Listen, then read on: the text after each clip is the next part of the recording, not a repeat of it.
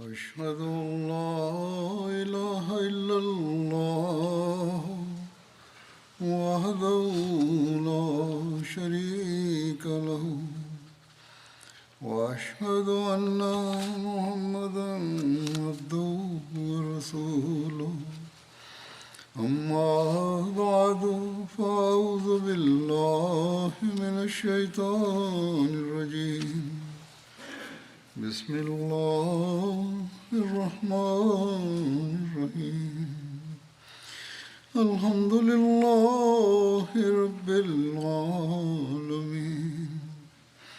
الرحمن الرحيم مالك يوم الدين إياك نعبد وإياك نستعين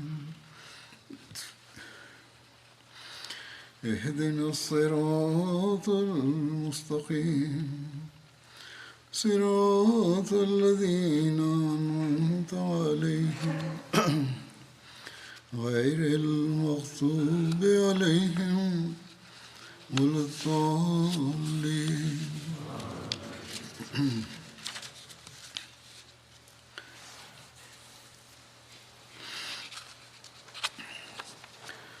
आज भी बिस्मिल्लाहिर्रहमानिर्रहीम।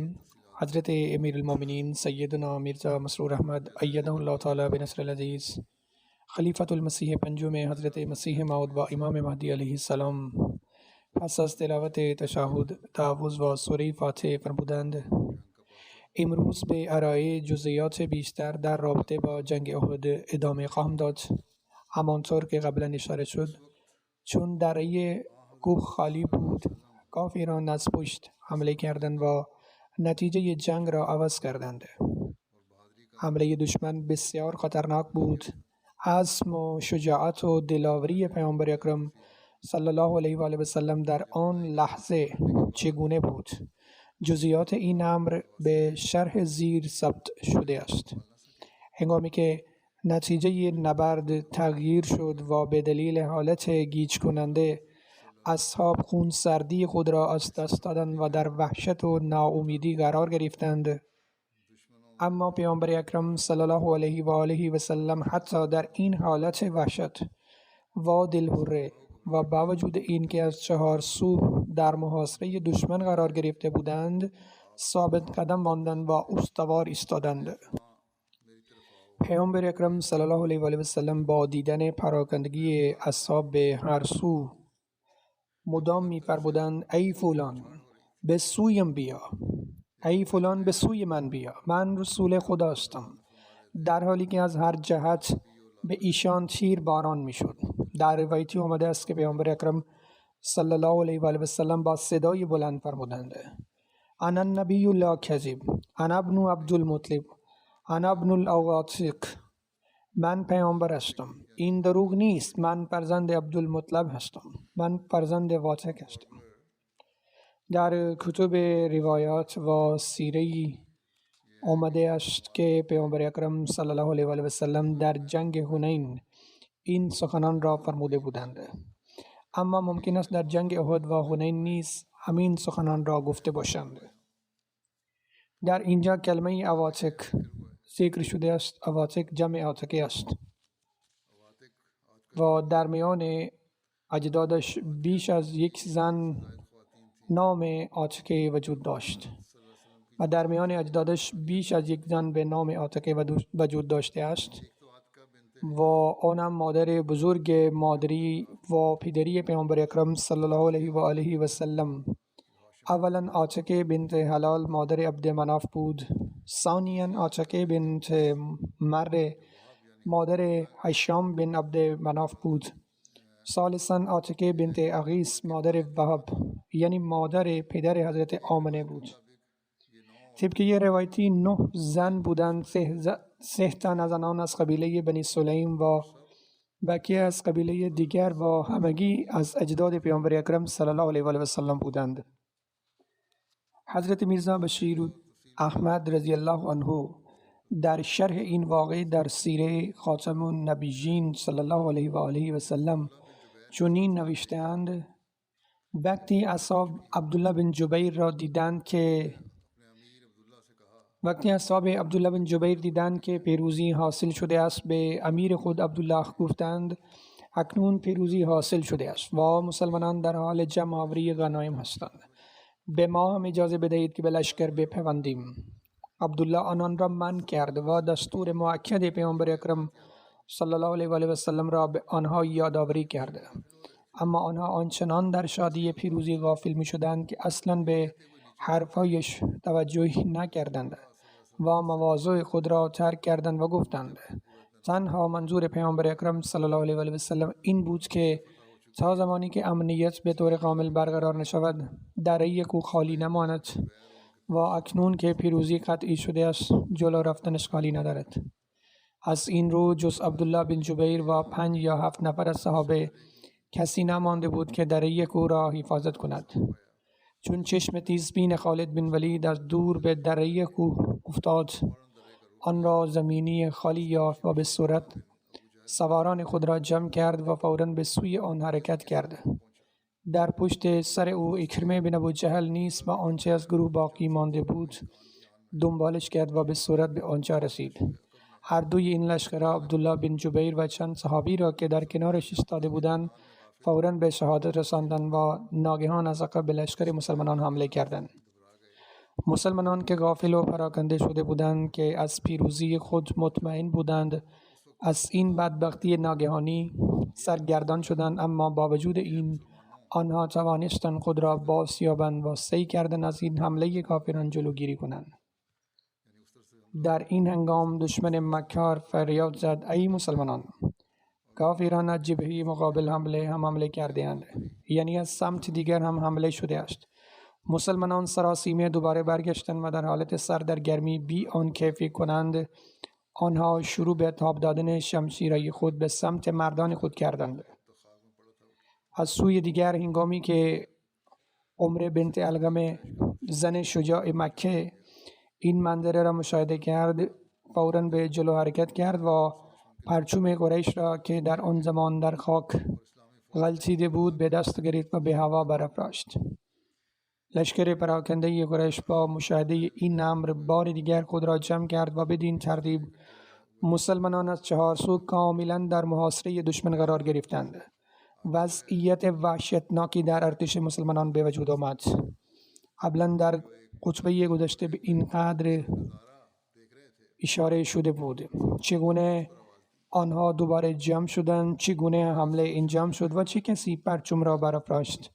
به هر حال وی در ادامه بیان می کند پیامبر اکرم صلی الله علیه و آله و سلم که تمام این منظره را از بلندی مشاهده می کردند بارها و بارها مسلمانان را ندا می دادند، اما صدایشان در هیاهو محو می شد. مورخین می نویسند که همه اینها در مدت کوتاهی رخ داد که حتی اکثر مسلمانان شروع به حمله به یکدیگر کردند و هیچ فرقی بین دوست و دشمن باقی نماند. بدین ترتیب برخی از مسلمانان به دست مسلمانان دیگر مجروح شدند و همانطور که در خطبه گذشته ذکر شد یمان پدر حذیفه حتی به طور تصادفی توسط مسلمانان به شهادت رسید. در آن زمان حذیفه در نزدیکی آن حضور داشت. او همچنان فریاد زد ای مسلمانان، او پدر من است. اما در آن زمان چه کسی گوش می‌کرد؟ سپس پیامبر اکرم صلی الله علیه و آله و سلم خواستند از طرف مسلمانان دیه یمن را بدهند، اما حذیفه قبول نکرد و گفت مسلمانان را به خون پدرم میبخشم. حضرت خلیفة المسیح دوم رضی الله عنه ضمن نقل این واقعه میفرمایند لحظه تاریک و خطرناک بود وقتی رسول اکرم صلی الله علیه و آله و سلم مجروح شدند و حوادثی از این دست رخ دادند که موفقیت لشکر مسلمانان به شکست تبدیل شد. در جریان این جنگ گذرگاه کوهستانی وجود داشت که پیامبر اکرم صلی الله علیه و آله و سلم عده‌ای از اصحاب خود را در آنجا منصوب و مأمور فرمودند. ایشان به آنها دستور دادند که فارغ از نتیجه نبرد این دره کوهستانی را رها نکنند. هنگامی که لشکر کافران پراکنده شدند و فرار کردند. این اصحاب به اشتباه قضاوت کردند که ماندن در آنجا فایده ندارد و آنها نیز باید بروند و در جنگ شرکت کنند. فرمانده آنها به آنها تلقین کرده که پیامبر اکرم صلی الله علیه و سلم به آنها دستور محکم داده بودند که از دره کوه خارج نشوند. اما آنها در پاسخ گفتند منظور پیامبر اکرم صلی الله علیه و سلم این نبوده است که حتی وقتی در جنگ پیروز شدیم در آنجا بمانیم. دستور ایشان این بود که فقط تا زمانی که نبرد ادامه دارد در اینجا بمانیم. اما اکنون که پیروز شدیم و دشمن در حال فرار است، ما نیز باید تلاش کنیم تا به برکات جنگ دست بیابیم. از این رو دره کوه بدون مراقبت رها شد. حضرت خالد بن ولید که در آن زمان هنوز مسلمان نشده بودند، جوانی بود با چشمانی بسیار تیزبین. وقتی ارتشش را در حال فرار دید، نگاهی به عقب انداخت و متوجه شد که دره کوه بدون محافظ است. با دیدن این وضعیت به عقب برگشت و از پشت به مسلمانان حمله کرد.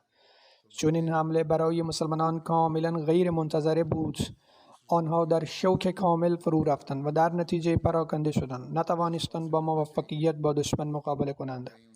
حضرت خلیفة المسیح دوم در ضمن ذکر این واقعه در تفسیر آیه 64 سوره نور می‌فرمایند: پس کسانی که مخالف فرمان او می‌روند بپرهیزند که مبادا فتنه‌ای به آنان برسد و یا عذابی دردناک به آنها رسد. این ترجمه آیه است. سپس ادامه می‌دهند ببینید چه آسیبی به لشکر مسلمانان وارد شد، زیرا در جنگ احد از دستور پیامبر اکرم صلی الله علیه و آله و سلم سرپیچی شد. پیامبر اکرم صلی الله علیه و آله و سلم 50 نفر را برای نگهبانی در یک دره کوه تعیین کرده بودند. اهمیت این دره به قدری بود که فرمانده آنها عبدالله بن جبیر انصاری را صدا کرد و گفت: چه کشته شویم و چه پیروز شویم، دره را رها نکنید. سربازانی که برای نگهبانی از دره کوه گماشته شده بودند به فرمانده خود گفتند: ما اکنون پیروز هستیم، ماندن ما در اینجا فایده ندارد، پس به ما اجازه دهید که به ثواب جهاد برسیم. فرمانده آنها به آنها توصیه کرد که پیامبر اکرم صلی الله علیه و آله و سلم دستور داده بودند ما چه پیروز شویم و چه شکست خورده باشیم، دره را رها نخواهیم کرده، پس نمیتوانیم اجازه دهم که بروید. پاسخ دادند: قصد پیامبر اکرم صلی الله علیه و آله و سلم نبوده است که بعد از پیروزی هم حرکت نکنیم. ایشان این را فقط برای تأکید بر موضوع فرمودند. اما اکنون که پیروزی به دست آمده است، ما در اینجا وظیفه‌ای نداریم. لذا نظر خود را بر دستور رسول الله صلی الله علیه و آله و سلم ارجحیت داده و دره را رها کردند. پس تنها فرمانده آنها و چند سرباز باقی ماندند، در حالی که لشکر قریش به سوی مکه می‌گریخت. اتفاقا خالد بن ولید به عقب نگاه کرد و متوجه شد که گذرگاه کوه بدون محافظت است.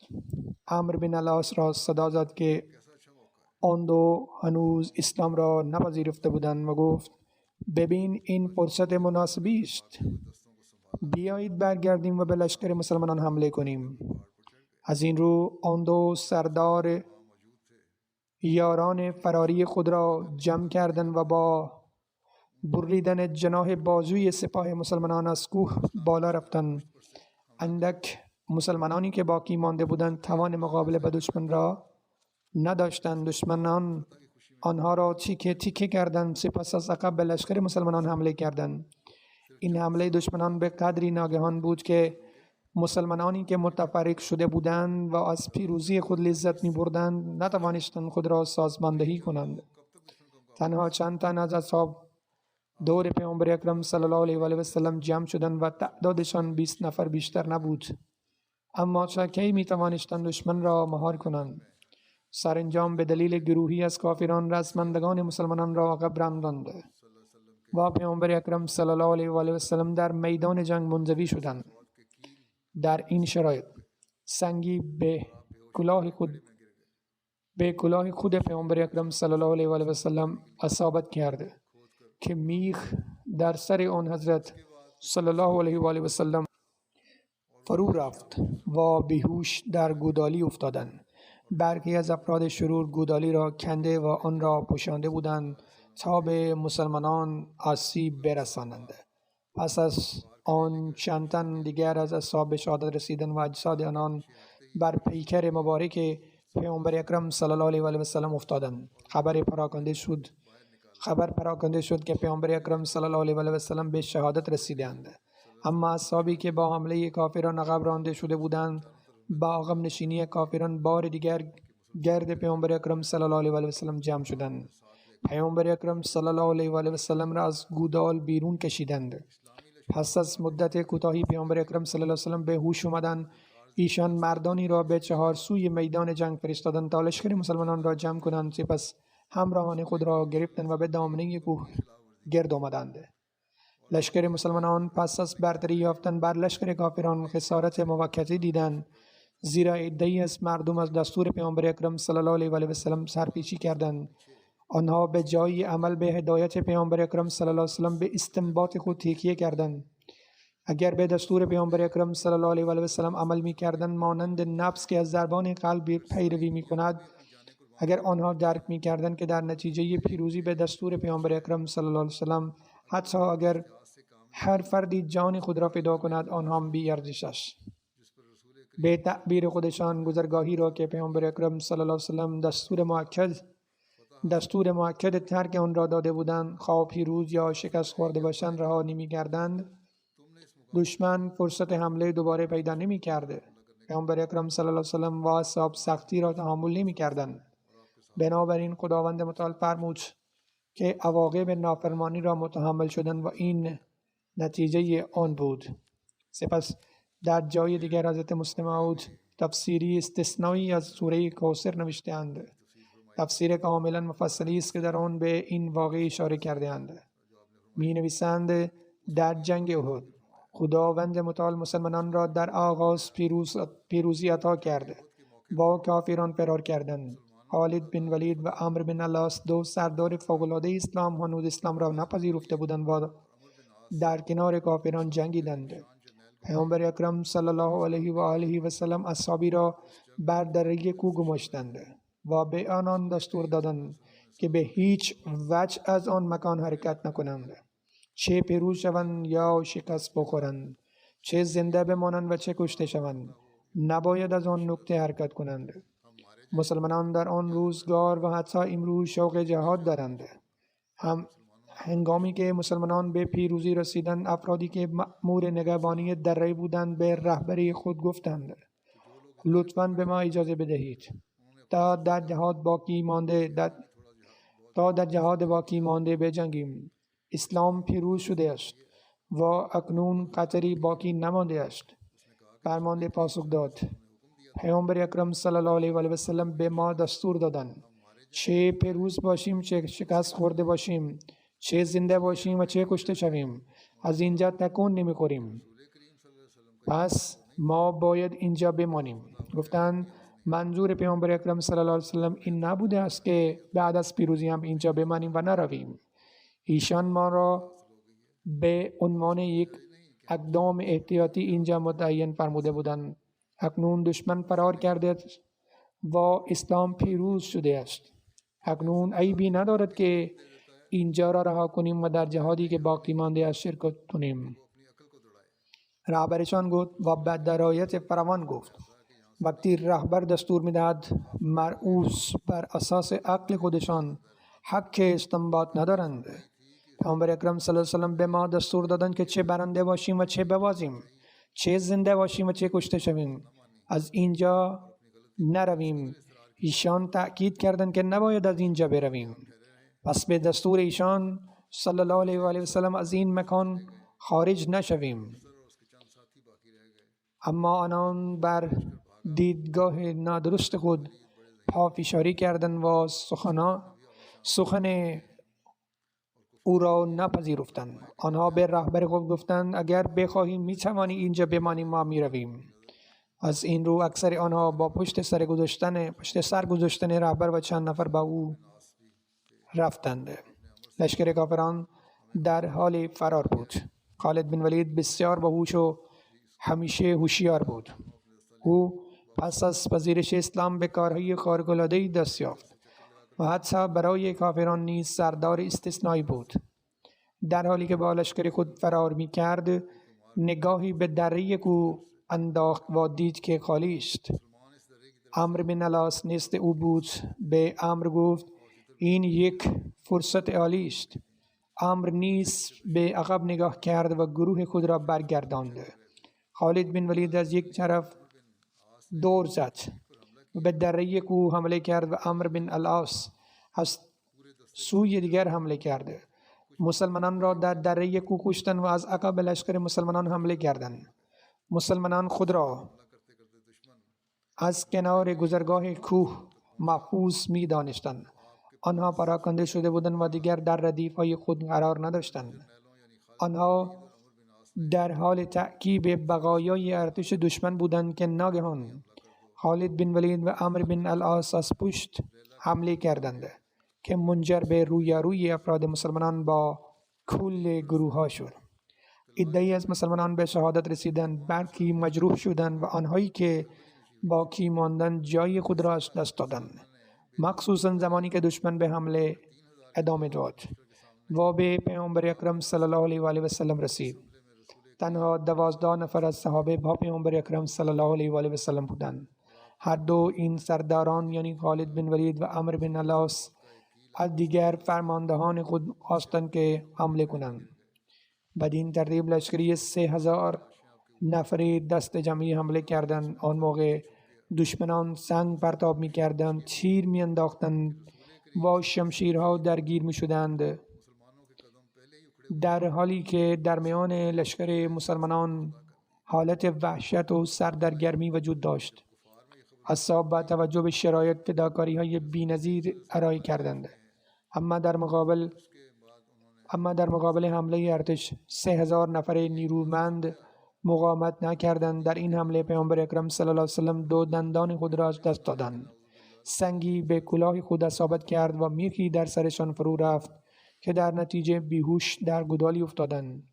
اجساد صحابه نزد رسول اکرم صلی الله علیه و آله و سلم بر آن حضرت افتاد و بدن مبارکشان در زیر آن پنهان شد. در میان مسلمانان غوغایی برپا شد که پیامبر اکرم صلی الله علیه و آله و سلم به شهادت رسیدند. مسلمانان از قبل در وحشت بودند، اما با شنیدن این خبر تمام آرامش خود را از دست دادند. اما حکمت خداوند متعال بود که وقتی در بین کافران معلوم شد که پیامبر اکرم صلی الله علیه و آله و سلم به شهادت رسیدند، دیگر حمله نکردند، بلکه سلاح دانستند که فوراً عازم مکه شوند و آنان را از کشته شدن رسول خدا صلی الله علیه و آله و سلم مژده‌ای دهند. در مورد شجاعت و استواری پیامبر اکرم صلی الله علیه و آله و سلم روایاتی از مقداد بن عمرو در مورد جنگ احد وجود دارد. وی میگوید به خدا سوگند مشرکان مسلمانان را کشتند و به پیامبر اکرم صلی الله علیه و آله و سلم جراحت زیادی رساندند. سوگند به آن ذاتی که پیامبر اکرم صلی الله علیه و آله و سلم را به حق مبعوث کرده است. پیامبر اکرم صلی الله علیه و آله و سلم یک وجب حرکت نکردند و در برابر دشمن استوار ایستادند.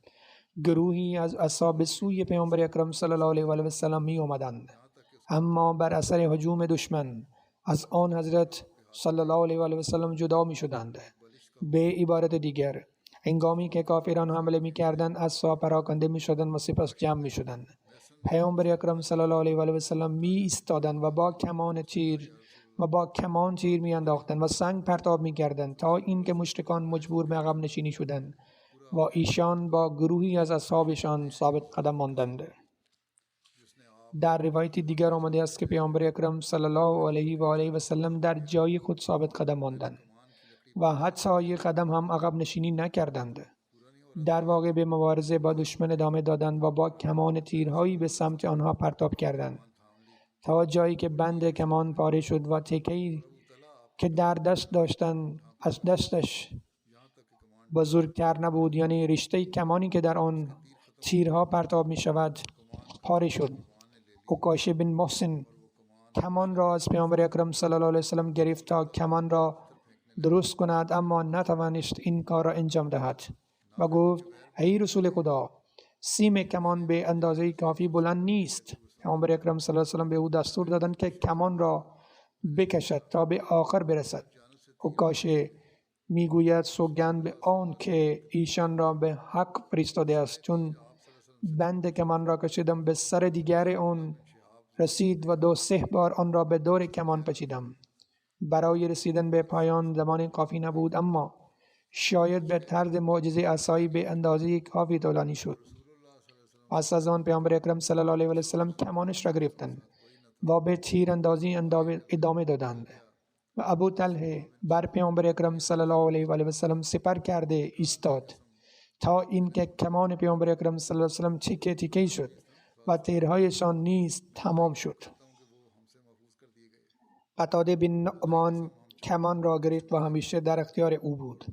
پیامبر اکرم صلی الله علیه و سلم به جای آن شروع به پرتاب سنگ کردند. نافع بن جبیر میگوید یکی از مهاجران شنیدم که میگفت در روز احد دیدم تیرها از هر سو پرتاب میشوند و پیامبر اکرم صلی الله علیه و سلم در وسط آنها قرار گرفتند. همه تیرها از پیامبر اکرم صلی الله علیه و سلم دور میشدند. وی در ادامه نقل میکند که در آن روز از عبدالله بن شهاب زهری شنید که میگفت به من نشان بده که محمد کجاست، اگر زنده بماند من زنده نخواهم ماند. پیامبر اکرم صلی الله علیه و سلم در آن زمان در کنارش بودند و در آن زمان با پیامبر اکرم صلی الله علیه و سلم نبود. وقتی جلوتر رفت صفوان بن امیه او را سرزنش کرد و گفت به خدا سوگند من او را ندیدم. از خداوند متعال از پیامبر اکرم صلی الله علیه و سلم این گونه حمایت میکرد. وی در ادامه اظهار داشت به خدا قسم از ما در امان بود. به خدا سوگند ما 4 نفر از مکه خارج شدیم و با یکدیگر نذر کرده بودیم که او محمد صلی الله علیه و آله و سلم را میکوشیم. پیامبر اکرم صلی الله علیه و سلم با این حال نتوانستیم به او برسیم. این ابن سعد روایت میکند که ابو نیمر کنانی میگوید من با مشرکان در جنگ احد شرکت کردم و 5 هدف قرار دادم و تیرهایم را به سوی آنها شلیک کردم. من به دنبال پیامبر اکرم صلی الله علیه و آله و سلم میگشتم و اطرافشان را اصحاب محاصره کرده بودند و تیرها به چپ و راستش میافتادند و تعدادی از آنها پیشا پیش میافتاد یا از روی ایشان میرفتند. بعدها خداوند متعال مرا به اسلام هدایت کرد، بعدها مسلمان شد. در این باره حضرت مسیح موعود علیه السلام میفرمایند زندگی پیامبر اکرم صلی الله علیه و آله و سلم در مکه نمونه فوق‌العاده است. حضرت مسیح موعود علیه السلام این مطلب را با اشاره به شجاعت پیامبر اکرم صلی الله علیه و آله و سلم بیان میکنند. از یک جهت تمام عمر سختی را تحمل میکرد. پیامبر اکرم صلی الله علیه و آله و سلم در جنگ احد تنها بودند و درباره خود اعلام فرمودند که من رسول خدا هستم. استقامت و شجاعت و استواری را نشان میدهند. پیامبر اکرم صلی الله علیه و آله و سلم حتی در آن هنگام ایستادن در میان دشمن هویت خود را پنهان نکردند، بلکه اعلام فرمودند که همه را آگاه کند. در ادامه حضرت مسیح موعود علیه السلام می‌فرمایند مصائبی که انبیا و اولیاء می‌بینند مانند لعنه‌ها و قواری‌هایی نیست که بر یهودیان وارد شده است که ناشی از عذاب و نارضایتی خداوند متعال است. در واقع پیامبران الگوی بزرگی از شجاعت را به نمایش می‌گذارند. خداوند متعال هیچ دشمنی با اسلام نداشت، اما ببینید چگونه پیامبر اکرم صلی الله علیه و آله و سلم در جنگ احد تنها ماندند. حکمت نهفته در پس این بود که تا شاهد شجاعت‌های پیامبر اکرم صلی الله علیه و آله و سلم باشیم. پیامبر اکرم صلی الله علیه و آله و سلم به تنهایی در میان لشکر 10,000 نفر ایستاده بودند و اعلام فرمودند که ایشان رسول خدااند. هیچ پیامبر دیگری فرصت نشان دادن چنین نمونه‌ای را نداشت. در جنگ احد لشکر 3,000 نفری بود. چون این مطلب در روزنامه نوشته شده است ممکن است حضرت مسیح موعود علیه السلام به 2 جنگ اشاره کرده باشند. در جنگ عذاب تعداد کافران به 10,000 نفر رسید و در جنگ های دیگر تعداد دشمنان بسیار زیاد بود. با این حال وجه اصلی که حضرت مسیح موعود علیه السلام بر آن تاکید می‌کنند شجاعت و دلیری پیامبر اکرم صلی الله علیه و آله و سلم است که حتی در مقابل کافران به تنهایی می ایستادند.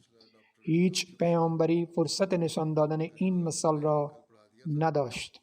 در ادامه حضرت مسیح موعود علیه السلام می‌فرمایند خداوند متعال قادر مطلق است و می‌تواند به هر چه بخواهد نیرو بدهد. بنابراین توانایی شهادت او از طریق گفتارش آشکار می شود. به خاطر همین گفتار الهی است که پیامبران جان خود را در پیشگاه او گذاشتند. آیا کسی که عشقش سطحی است می تواند چنین کاری کند؟ هیچ پیامبری نیست که به واسطه این گفتمان الهی وارد این عرصه شده سپس از آن عقب نشینی کرده یا بی‌وفایی کرده است. به عبارت دیگر وقتی ادعای خود را مطرح کردن بر آن ثابت قدم ماندند.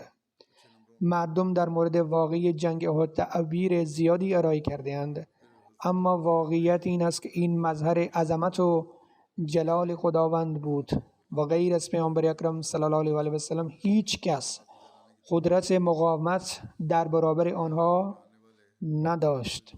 پیامبر اکرم صلی الله علیه و سلم مصمم بودند در حالی که سایر اصحاب از پای در آمدند.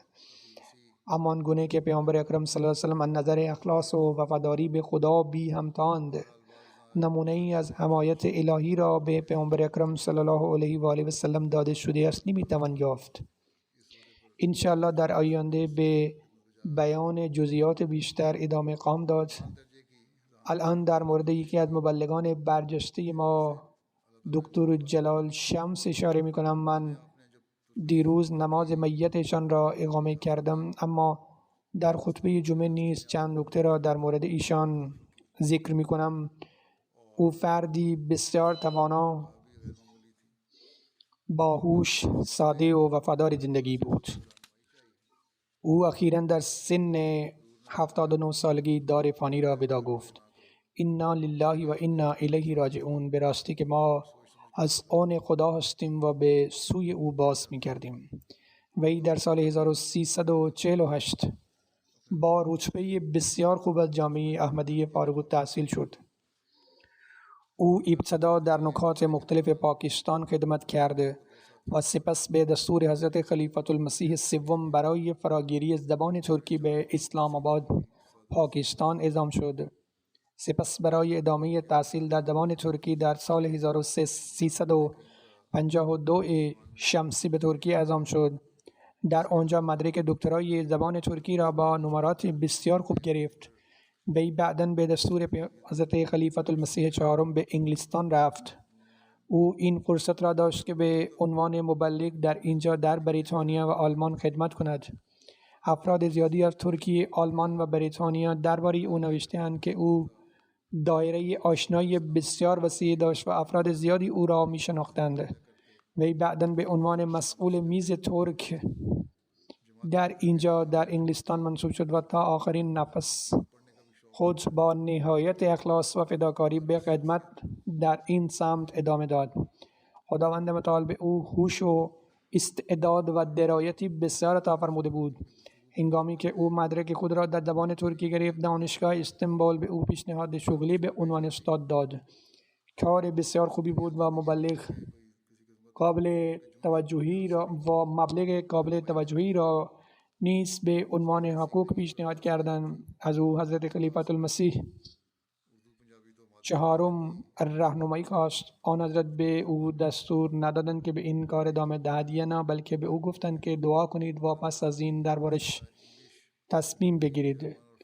ولذا در پیشگاه خداوند متعال دعا کرد و وقف خود را مقدم داشت و متعاقباً این پیشنهاد را رد کرد.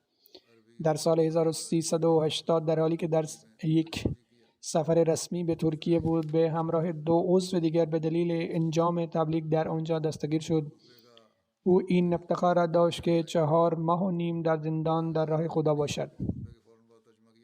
از جمله دستاوردهای برجسته او ترجمه قرآن کریم به ترکی در کنار همکارانش بود.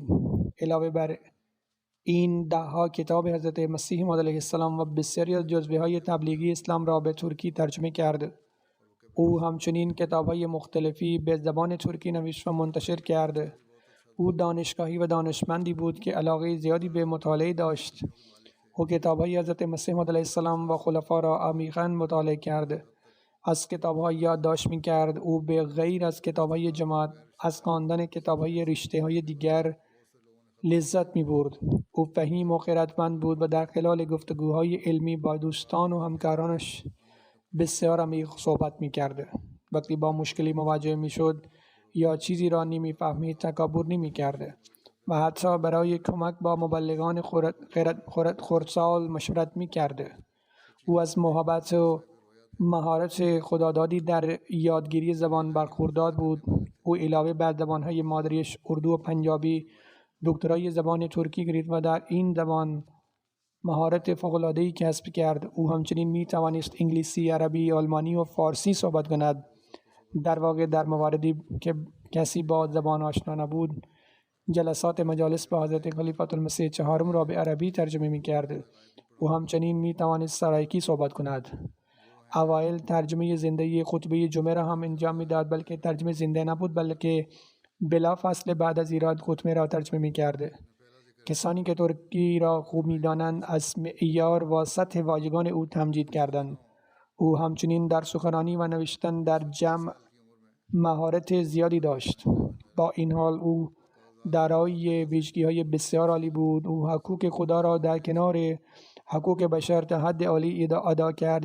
یکی با او فامیل بود یا نبود، با همه با محبت رفتار می‌کرد و افراد زیادی در این زمینه برای من نام نوشته‌اند. دلسوز و اجتماعی بود. ملاقات‌های او با دیگران تأثیرات ماندگاری بر آنها بر جای گذاشت. ایمان و توکل کامل به خدا داشت. او مدام به فقرا و نیازمندان کمک می‌کرد. او عشق عمیقی به خلافت داشت. او رویاهای واقعی را می‌دید. او به ذکر خدا مشغول می‌ماند. خداوند متعال مقام او را بالا ببرد. علاوه بر این به همسر و فرزندانش صبر و شکیبایی عطا کند و آنان را توفیق بدهد که نیکی‌هایش را ادامه دهند. 3 نفر دیگر از اعضای فوت شده هستند که نماز میتشان را غیابی اقامه خواهم کرد. اولین آنها آقای محمد ابراهیم بامری است. او چند روز پیش در سن 106 سالگی دار فانی را وداع گفت. انا لله و انا الیه راجعون. ما از آن خدا هستیم و به سوی او باز می‌گردیم. بر اساس برخی اسناد سن او 106 سال بود، در حالی که برخی دیگر سن او را 109 سال عنوان کردند. با این وجود او حداقل 106 سال داشت. به فضل خدای متعال موسی بود. احمدی از طریق پدرش چودری عبدالکریم که در سال 1292 یا 1293 بیعت کرد وارد خانواده شد. آقای ابراهیم بامری ضمن ذکر بیعت پدرش می نویسد: به فضل خداوند متعال خانواده‌ام به توسط پدرم وارد آستان احمدیه شدند. قبل از آن پدرم از فرقه اهل حدیث بود. در سال 1296 با ابتلا به آب مروارید بینایی او بسیار ضعیف شد.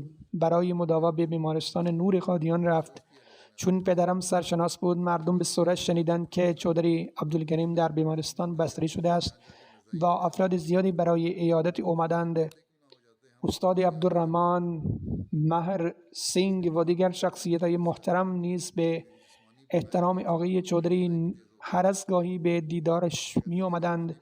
آن بازدید کنندگان محترم نیز شروع به تبلیغ برای او کردند. وی در ادامه می نویسد: برای پدرم روشن شد که حضرت عیسی علیه السلام از دنیا رفتند. دلش پذیرفته بود که حضرت عیسی علیه السلام زنده نیستند و در حقیقت از دنیا رفتند. بدین ترتیب قلبش پذیرفت که حضرت مسیح موعود علیه السلام راستگویند، زیرا حضرت عیسی علیه السلام از دنیا رفتند و ظهور حضرت مسیح موعود علیه السلام نیاز زمان بوده است. این دوران ظهور حضرت مسیح موعود علیه السلام بود. اگر الان نیمی آمد پس کی ظهور می‌کرد. در حالی که هنوز حالش خوب نبود در قادیان بیعت کرد. پس از بازگشت به روستای خود مردم متوجه شدند که او احمدیه را پذیرفته است و برای ابراز پشیمانی به ملاقات او آمدند. مردم گفتند ای می عبدالکریم، اگر می دانستیم که پس از سفر به قادیان میرزایی احمدی می شوی، به شما اجازه رفتن به قادیان را نمی دادیم، حتی کور می شدید. پدرش در پاسخ می گفت حس بینایی من همراه با بینایی معنوی من چیزتر شده است. او همچنین می گوید بینایی معنوی مهمتر از بینایی فیزیکی است. من نمی توانم خدای متعال را به اندازه کافی شکر کنم که مرا به راه راست هدایت کرده. من آشکارا شهادت می دهم که حضرت مسیح موعود علیه السلام حقیقت دارند. با این همه کینه توزی در دل مردم روستا نسبت به حضرت مسیح موعود علیه السلام وجود داشت. آخوندها آنقدر عقلشان را مسموم کرده بودند که می گفتند اگر مدعی مهدی هستی قبولت می کنیم، ولی میرزا غلام احمد را نمی پذیریم. پدرش در این باره می گویند ببینید که من او را پذیرفتم و به حق نشانه صداقت اوست، بنابراین شما نیز باید او را بپذیرید. در سال 1304 پدر آقای بامری و برادرش در مدرسه احمدیه در قادیان ثبت نام کردند. آنها هر روز 5 مایل سفر می کردند تا برای تحصیل به مدرسه بیایند. پدرش در سال 1309 از دنیا رفت و برادرانش سعی کردند مادرش را مجبور کنند که دو برادر ابراهیم بامری و برادر کوچکترش را نزد قادیان بفرستند و گفت که آنها باید خیلی دور سفر کنند و در عوض آنها را در مدرسه‌ای که نزدیکتر است ثبت نام می‌کنند. اما مادرشان گفت من نمی‌توانم این کار انجام دهم. پدرشان آنها را در مدرسه احمدیه ثبت نام کرد و اکنون در مدرسه احمدیه خواهان ماند و گفت که به قادیان ادامه دادند. پس از اتمام تحصیلات خود در مدرسه قادیان به جماعت احمدیه پیوست، زیرا در آن زمان امکان ثبت نام پس از کلاس هفتم در جماعت وجود داشت. سپس در سال 1319 او به طور خصوصی آزمون کارشناسی ارشد خود را تکمیل کرد. در سال 1319 در امتحان مولوی فاضل قبول شد. او تمام قصیده را نزد حضرت مسیح موعود علیه السلام حفظ کرده بود. اشعار زیادی از کلام محمود و در ثمین را حفظ کرده بود. او همچنین نقل قول‌های زیادی را حفظ کرده بود و می توانست فوراً به مراجع استناد کند. در سال 1319 پس از قبولی در امتحان مولوی فاضل از دانشگاه پنجاب زندگی خود را وقف کرد. وقتی به دیدار حضرت خلیفة المسیح دوم رفت، گفت کار اداری را یاد بگیرید. در اول ژانویه 1322 به عنوان معلم علوم دینی و عربی در مدرسه احمدیه منصوب شد. از سال 1319 تا 1325 او به جماعت خدمت کرد. به مدت 3 سال از سال 1319 تا 1325 به عنوان منشی شخصی حضرت میرزا بشیر احمد مشغول کار شد. سپس در ناظر بیت المال نیز خدمت کرد، چنان که حضرت مسلم موعود او را به فراگیری کارهای اداری توصیه کرده بودند. سپس در سال 1325 به سمت استادی در دبیرستان تکمیل تعلیم الاسلام در قادیان منصوب شد و پس از تقسیم هند در دبیرستان تعلیم الاسلام را به خدمت کرد و در سال 1350 در آنجا خدمت کرد. سپس در سال 1352 از مدرسه بازنشسته شد و از سال 1353 تا سال 1373 در اداره وقف جدید به عنوان بازرس وقف جدید ناظم ارشاد خدمت کرد. وی همچنین با حضرت خلیفة المسیح چهارم حضرت میرزا طاهر احمد همکاری داشت و به دستور ایشان برای حل و فصل امور به جاهای مختلف میرفت. او مسئولیت تدریس معلمان محلی را بر عهده گرفت. او بیش از 50 سال به عنوان رئیس محلی منطقه دارالنصر خدمت کرد. او امام جماعت بود و نماز تراویح را می‌خواند و بخش زیادی از قرآن کریم را حفظ کرده بود. یکی از دخترانش میگوید رفتار او با اقوام مثال زدنی بود. فرزندان هر یک از بستگان ما که در خارج از ربوه زندگی می‌کردند برای تحصیل در خانه ما می‌آمدند. راز زندگی طولانی پربرکت و پرنشاط او صبح زود بیدار شدن، برای نماز فجر مشغول بودن به ذکر خدا، پیاده روی، دوچرخه سواری و رفتن به مدرسه و محل کارش بود. او رژیم غذایی بسیار ساده‌ای داشت و همیشه راضی و صبور بود. او عشق بی اندازه و واقعی به خلفا داشت. او میگوید همه ما بچه ها خارج از کشور بودیم و وقتی به او میگفتیم شما هم به خارج از کشور بروید، میگفت که باید هر روز بر قبر حضرت مسلم موعود زیارت میکند و دعا میکند و به همین دلیل نمیتواند به خارج از کشور برود. او عشق و علاقه خاصی به حضرت مسلم موعود داشت. هرگاه کسی نزد او تقاضای دعا میکرد، ابتدا میگفت که برای خلیفه وقت نامه بنویسند و بعد دعا میخواند. سپس دستان خود را بلند میکرد و برای آن شخص دعا میکرد. قبل از خواب تمام اشعار قصیده یا عین فیض الله و العرفانی را میخواند. قبل از خواب آن را به طور کامل میخواند. سپس می نویسد پدرم اغلب خوابی را که پدرش منظور پدر بزرگ دخترش به یاد می آورد. پدر بزرگ گفت ابراهیم داشت از بالای درخت خرما بالا می رفت و من نگران بودم که مبادا بیفتد. اما همچنان که نگاه می کنم به بالای درخت رسید و پدرم آن خواب را به معنای عمر طولانی و افزایش دانش خود تعبیر کرد.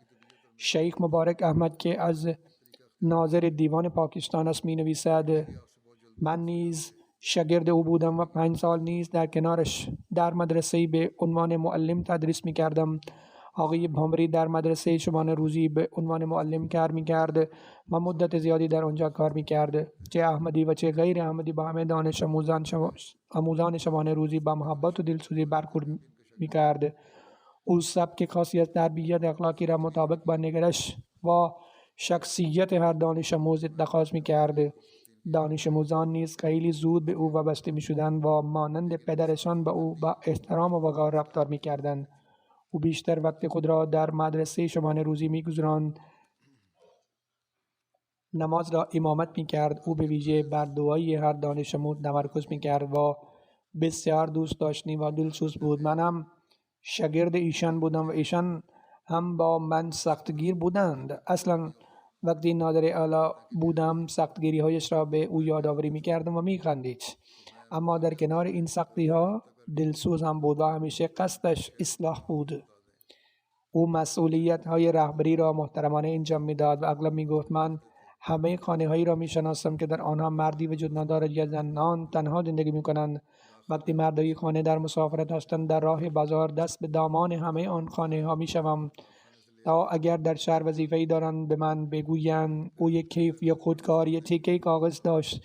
چیزهایی را می نوشتند که بیاورد. سپس او نیز وسایل را می رساند و مواد غذایی را به هر خانه می رساند. اگر کسی بود که نامه می نوشت نامه را به اداره پست می گذاشت. اگر نامه ها می رسید از پست می آورد و به منزل مربوطه می رساند. اگر کسی ازش می خواست نامه را به صدای بلند بخواند چون نمی تواند بخواند او هم نامه را به صدای بلند برای او می خواند. او بسیار قابل اعتماد بود. او در مورد مسائل خصوصی کسی با دیگران صحبت نمی کرد. از آنجایی که او رئیس آن ناحیه بود برخی از همسران مواردی را برای او مطرح می‌کردند و ضعف‌های شوهرشان را بیان می‌کردند. پس بدون آنکه به شوهرشان بگوید لحظه خوب برای جستجو می‌کرد و به مردان نصیحت می‌کرد و موضوع را برایشان توضیح می‌داد. بنابراین مردم همسایه چه مرد چه زن چه کودک او را مانند پدری بخشنده می‌دانستند. این شیوه واقعی است که در آن مسئولان مناسب باید دوستانه با دیگران زندگی کنند و در اصلاح آنها تلاش بکنند. همچنین به مبلغان توصیه میکرد که اشعار را نیز حفظ کنند و اشعار حضرت مسیح موعود علیه السلام را بخوانند چون در آن نصیحت است. خودش میگفت من هر شب قصیده میخوانم و بعد میخوابم. بنابراین این به عنوان توصیه برای مبلغان است باید آنها نیز عمل کنند. در زندگی یکی از دخترانش هنگام آمدن از روستایی به ربه به شهادت رسید و این غم را با صبر و آرامش فراوان تحمل کرد. سپس دختر دیگری از او در لندن درگذشت و در آن زمان حالش خوب نبود. جنازه او را به ربه آوردند و در آن هنگام باز هم با صبر و حوصله فراوان این غم را تحمل کرد، بلکه خود به دیگران سفارش میکرد که صبر کنند. با این حال او از هر نظر موفق زندگی کرد و عمر طولانی داشت و اغلب می گفت که خانه بعدی بسیار بهتر از این خانه است. خداوند متعال مقام او را در بهشت بالا ببرد و فرزندانش را به اعمال نیکی که انجام داده است عنایت فرماید. نماز جنازه بعدی که من اقامه کرد نماز یوسف جارا است. او در غنا زندگی می کرد. چند روز پیش از دنیا رفت. انا لله و انا الیه راجعون.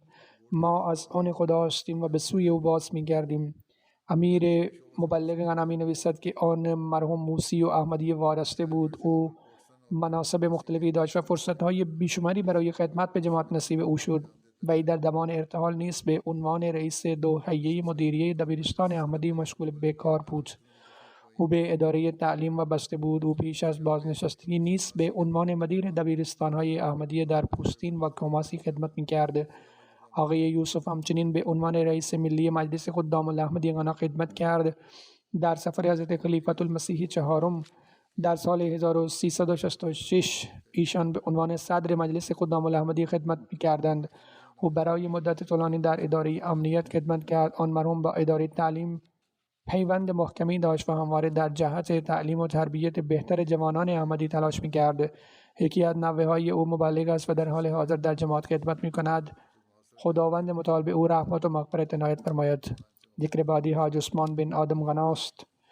وی نیز اخیراً در سن 81 سالگی دار فانی را وداع گفت. انا لله و انا الیه راجعون. ما از آن خدا هستیم و به سوی او باز می‌گردیم. امیر مبلغ در مورد او می‌نویسد او از اعضای مؤسسه وصیت و احمدی بسیار وارسته بود. او در نمازهای روزانه خود منظم بود. او در ادای اعانه خود منظم بود. او از شرکت در کار جماعت فراتر می‌رفت. واقعا به خلافت اراده داشت و می‌کوشید که همین علاقه را در فرزندانش ایجاد کند و به شدت بر دانش دینی فرزندانش تمرکز می‌کرد. او همچنین در ترجمه قرآن کریم به زبان فارسی نقش بی‌سزایی داشت و او قرآن کریم را به زبان فارسی ترجمه کرد و در این امر نقش بی‌سزایی داشت. همسرش می‌گوید که آن مرحوم روحیه بسیار صبور و بسیار مهربانی داشت. وی در سال 1391 به فضل الهی توفیق انجام مناسک حج را پیدا کرد. او به بسیاری از اعضای جماعت نحوه خواندن قرآن کریم را آموزش داد. خداوند متعال او را مغفرت و رحمت کند و نسل‌های نیکی‌هایش را ادامه بدهند.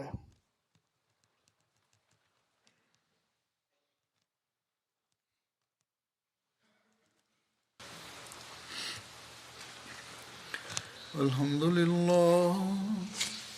لله نحمده ونستعينه ونستغفره ونؤمن به ونتوكل عليه ونعوذ بالله من شرور أنفسنا ومن سيئات أعمالنا من يهده الله فلا مضل له ومن يضلله فلا هادي له ونشهد أن لا إله إلا الله ونشهد أن محمدا عبده ورسوله عباد الله رحمكم الله إن الله يأمر بالعدل والإحسان وإيتاء ذي القربى وينهى عن الفحشاء والمنكر والبغي يعظكم لعلكم تذكرون اذكروا الله يذكركم وادعوه يستجب لكم ولذكر الله أكبر.